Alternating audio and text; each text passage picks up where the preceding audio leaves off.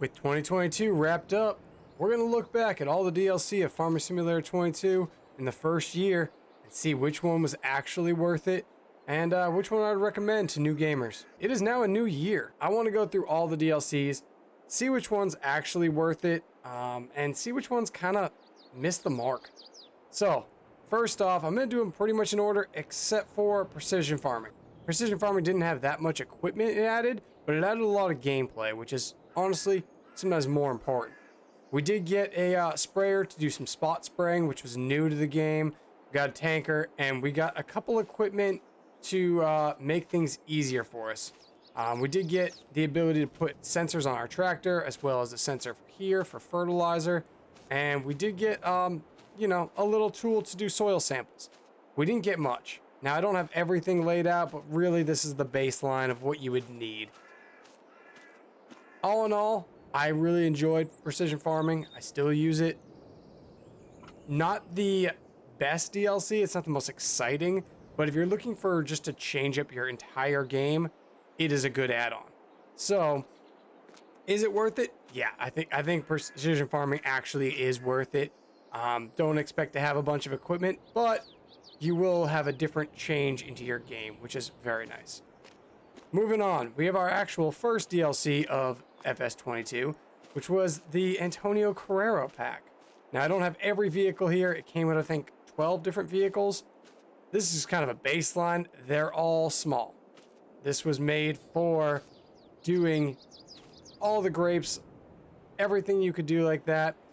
Didn't come with any tools to run these. So these are low horsepower, and we didn't have any equipment we could actually run with these.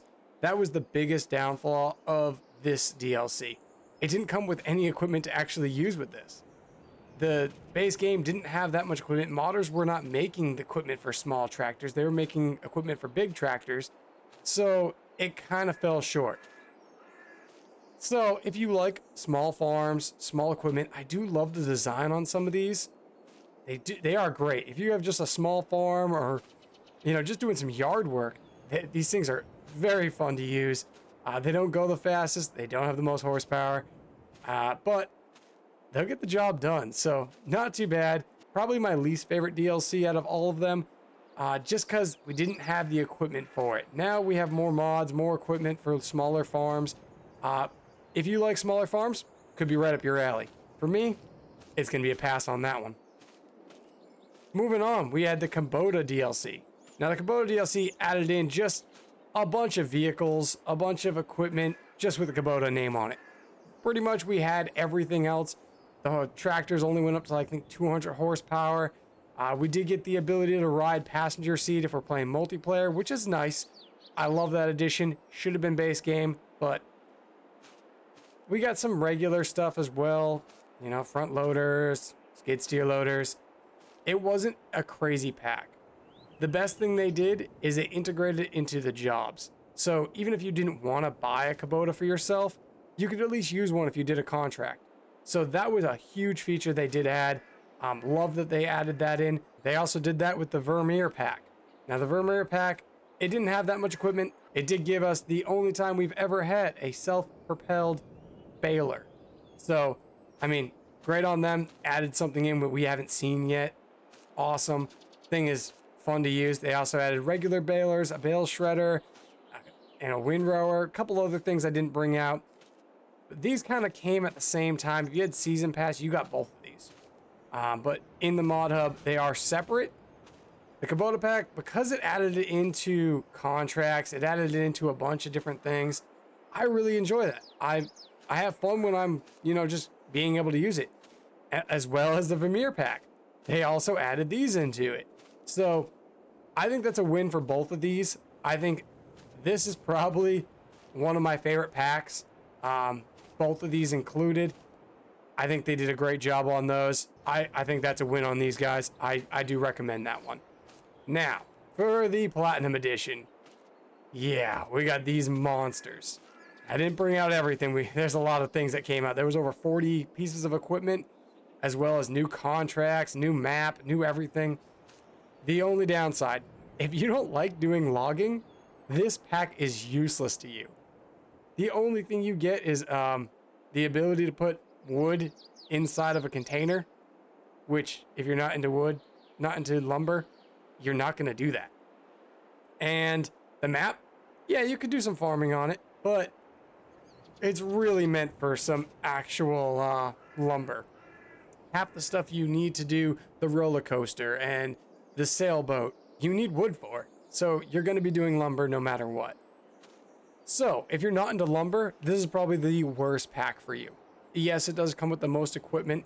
All of it's pretty much wood related, lumber related. There's not much else. There is the ability to crush stones and do a couple different jobs that we never could before on that map, but it's only available on that map. So if you're playing a different map, you ain't taking advantage of that. They did add some new productions. All of them need wood. So if you're not doing wood, it's not necessary.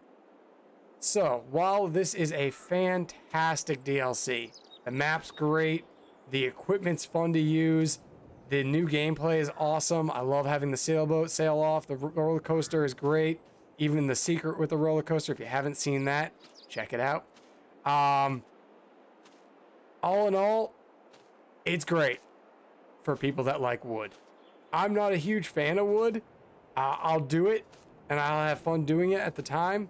But after about, I don't know, 20, 30 times of just doing the same thing over and over again, I'm pretty much done with that.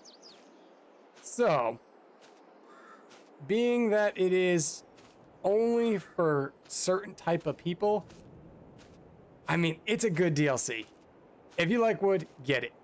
If you like doing lumber, go for it. If you want to just use this thing, do it. It is a monster. But if you're not into lumber and all that stuff, man, this is the pass. It just is. Now there are a couple other DLCs, some container DLCs, a couple of vehicle DLCs that are in the mod hub. Those are kind of one-offs. These were kind of the main ones. But honestly, my favorite for 2022, yeah, is the Kubota and the Vermeer pack. I mean, honestly, they just added a good amount of stuff, nothing crazy, but the integration into contracts, you see it all the time. You get to use it whenever you want pretty much because it's on almost every contract. And the precision farming DLC is honestly one of the best DLCs as well. I mean, it doesn't add a lot of vehicles. You're not going to see it, but the way it changes the game and makes you actually do things differently is fantastic. So honestly, those are my top two. Definitely, if you're not into, yeah, if you're not into small machinery, don't bother. This is going to be a waste of your money. But yeah, that's going to do it though. This is just 2022 and we still have another year to go. They did bring out the new layout for the next year, so you can get that online. Just go, Farming Simulator website, or you can get it once it pops up on Xbox or PlayStation. That's gonna definitely help. But for this year, I mean, not bad. I mean, I'm not upset about any of these DLCs. Maybe this one, but yeah, I honestly had fun with all of them. So take it what you will. This is just my opinion. Make your own assumptions. But I hope you did enjoy and learn something, at least figure out what you guys want to do. Anyways, have a good one.